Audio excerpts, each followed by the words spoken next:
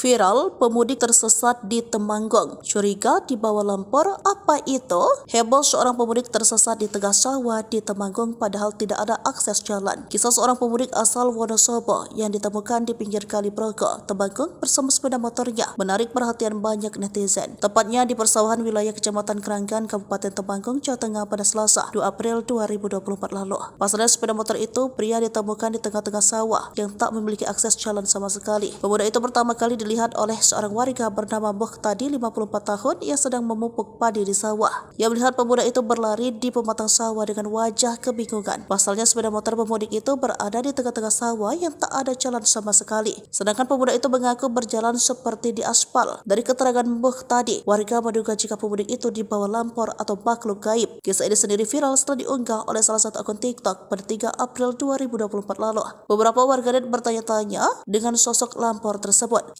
Lantas, apa itu lampor? Menurut Kamus Besar Bahasa Indonesia, lampor adalah makhluk halus yang berarak. Lampor adalah sebuah mitos mistis dari Jawa yang digambarkan sebagai penampakan keranda terbang sendiri. Karena itu di Jawa Tengah sangat dilarang keluar rumah mulai menjelang maghrib dikarenakan ada lampor. Apabila ada warga yang keluar pada malam hari, bisa saja hilang di bawah lampor dan tidak bisa kembali. Lampor dipercaya menjadi salah satu makhluk yang konon bisa mengambil nyawa manusia.